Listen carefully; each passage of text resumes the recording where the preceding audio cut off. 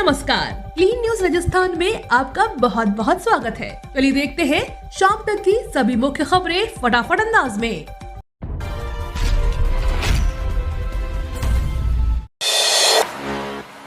राजस्थान में घूसखोर सावधान, मांगे कोई रिश्वत तो इस व्हाट्सएप नंबर पर करे शिकायत। राजस्थान में घूसखोर सावधान रहें, क्योंकि ऐसे सभी घूसखोर और उनके दलालों के रैकेट राजस्थान एसीबी के रडार पर रहने वाले हैं। इसके लिए DG ACB BL Soni, ADG Dinesh MN पूरे राजस्थान में अभियान चला रहे हैं, जिससे आमजन को भ्रष्टाचारियों के खिलाफ जागरूक किया जा सके। जयपुर के एमआई रोड स्थित चैम्बर भवन में डीजी एसीबी बीएल सोनी और अन्य एसीबी अधिकारियों ने भ्रष्टाचार निरोधक ब्यूरो द्वारा चलाए जा रहे जन जागरूकता अभियान के तहत चैम्बर ऑफ कॉमर्स में जयपुर व्यापारिक वर्ग से भ्रष्टाचार युक्त राजस्थान बनाने के लिए जनसंवाद किया। कर्मचारियों के लिए अच्छी खबर, विभाग ने जारी किया आदेश, 10 से 30 हजार रुपए तक की मिलेगी राशि। लाखों कर्मचारियों के लिए बड़ी अपडेट है। दरअसल नई उच्च योग्यता प्राप्त कर्मचारियों को एक मुश्त प्रोत्साहन राशि प्रदान करने के नियम और राशि में समय समय पर बदलाव किया जाता है। इसके लिए डीओपीटी द्वारा आदेश जारी किए जाते हैं। वहीं अब कुछ योग्यता प्राप्त कर्मचारियों को एक मुश्त प्रोत्साहन राशि प्रदान करने के संबंध में नवीन आदेश जारी किए गए हैं। इसके तहत कर्मचारियों को प्रोत्साहन राशि का लाभ उपलब्ध कराया जाएगा। वहीं इन नियमों के तहत कर्मचारियों को प्रोत्साहन राशि के रूप में 10 से 30 हजार रुपए की उनके पद और योग्यता अनुसार उपलब्ध कराए जाएंगे। दरअसल कार्मिक एवं प्रशिक्षण विभाग ने समय समय पर सरकारी कर्मचारियों द्वारा नई उच्च योग्यता प्राप्त करने के लिए एक मुश्त प्रोत्साहन प्रदान करने के प्रावधानों के संबंध में निर्देश जारी किए हैं। जोधपुर में आज 512 नई इंदिरा रसोई का उद्घाटन करेंगे सीएम गहलोत। 8 रुपए में यहाँ मिलता है भरपेट भोजन। मुख्यमंत्री अशोक गहलोत रविवार को जोधपुर के 512 नई इंदिरा रसोई का उद्घाटन करेंगे। राज्य में पहले से 378 इंदिरा रसोई चल रही है, अब इसकी कुल संख्या 870 हो जाएगी। गहलोत ने साल 2020 में 213 नगरीय निकायों में 358 स्थायी रसोई की शुरुआत की थी। योजना को सफलतापूर्वक चलाने के लिए जिले में जिला कलेक्टर की अध्यक्षता में गठित जिला स्तरीय समन्वय और अनुश्रवण समिति रसोई घर चलाने के लिए स्थानीय संस्थाओं अथवा गैर सरकारी संगठनों का चयन करती है। इंदिरा रसोई में प्रत्येक व्यक्ति को 100 ग्राम दाल, 100 ग्राम सब्जी, 250 ग्राम रोटी और अचार के साथ परोसा जाता है। राजस्थान के अस्पतालों के लिए सरकार की नई व्यवस्था लागू, मरीजों को मिलेगी बड़ी राहत। राजस्थान के सरकारी अस्पताल में उपचार या जांच के लिए आने वाले मरीजों को मशीन खराब होने का बहाना अब कम सुनाई देगा। प्रदेश सरकार के चिकित्सा उपकरणों की देखरेख के लिए नई व्यवस्था लागू कर दी है। इस नई व्यवस्था के तहत अस्पतालों में लगे सभी उपकरणों की बार कोडिंग की जाएगी। हर मशीन पर 8 अंक वाला बार कोड चस्पा होगा, जिसमें कंपनी का नाम, उसका पता और मशीन को ठीक करने वाले इंजीनियर का नाम होगा। मशीनों को ठीक करने वाली कंपनी को बारकोड भेजते ही संबंधित मशीन की कुंडली खुल जाएगी और नई व्यवस्था के तहत 24 घंटे के अंदर मशीनें ठीक हो सकेंगी। सीएम गहलोत पर सांसद बेनीवाल ने साधा निशाना। सीएम गहलोत पर हमला बोलते हुए सांसद बेनीवाल ने कहा कि इनकी पिछली सरकार में कुछ मंत्रियों पर आरोप लगे थे तो सीबीआई की जांच के आदेश दिए थे, लेकिन इस सरकार में महेश जोशी समेत कई मंत्रियों पर गंभीर आरोप लगे हैं, लेकिन उनकी सीबीआई जांच के आदेश नहीं किए जा रहे हैं। गहलोत ने सिर्फ एक वर्ग को निशाना बनाते हुए उस दौरान सीबीआई की जांच ली थी।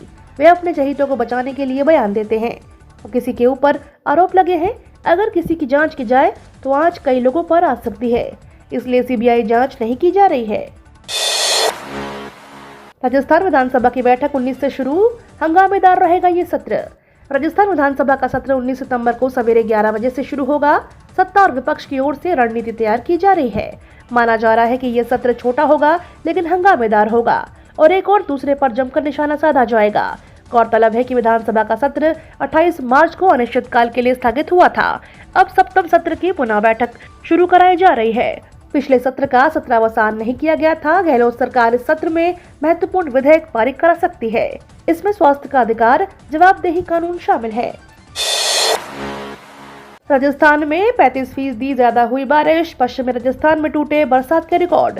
राजस्थान में मानसून इस बार जमकर मेहरबान रहा है, जहां पूर्वी राजस्थान के साथ पश्चिमी राजस्थान में तो बादल जमकर बरसे हैं, जिससे पुराने सालों के रिकॉर्ड टूट गए हैं।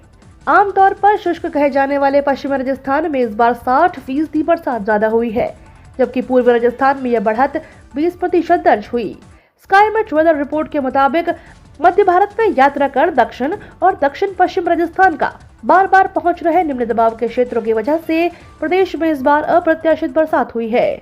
मौसम विभाग के अनुसार मौजूदा समय में मानसून ने एक बार फिर करवट ले ली है, जिससे फिलहाल आगामी एक सप्ताह तक प्रदेश में बारिश की संभावना कम हो गई है। हालांकि इस दौरान भी प्रदेश के कई हिस्सों में पूर्वी जिलों में हल्की से मध्यम गति की चतराई बारिश जहां तहां हो सकती है। राजस्थान में नए जिलों को लेकर आई ये बड़ी खबर। राजस्थान सरकार अगले साल नए जिलों की मांग को पूरा कर चुनावी तड़का लगाएगी। नए जिलों के लिए अब तक विभिन्न जिलों में 59 प्रस्ताव आए हैं, जिन पर राज्य निर्वाचन आयुक्त रहे पूर्व IAS अधिकारी राम लुभाया को मार्च 2023 तक रिपोर्ट देनी है। राज्य में नए जिलों की मांग लगातार बढ़ती जा रही है, जिससे सहज अंदाजा लगाया जा सकता है कि लोग जिलों का आकार छोटा चाहते हैं। 14,000 पदों के लिए निकली भर्तियां। SBI, UPSC, भारतीय नौसेना समेत 9 डिपार्टमेंट्स में वैकेंसी। केंद्र और राज्य सरकार के 9 विभागों में 14,000 से ज्यादा पदों पर वैकेंसी निकली है, जिसके लिए 10वीं पास से लेकर ग्रेजुएट कैंडिडेट्स अप्लाई कर सकेंगे। इनमें SBI में 714, UPSC में 54, भारतीय नौसेना में 49, राजस्थान हाईकोर्ट में 2756, भाभा एटॉमिक रिसर्च सेंटर में 50, नाबार्ड में 177, पृथ्वी विज्ञान मंत्रालय में 165, DRDO में 1901 और बिहार के सिविल कोर्ट में 7,692 पदों पर भर्तियां की जाएंगी।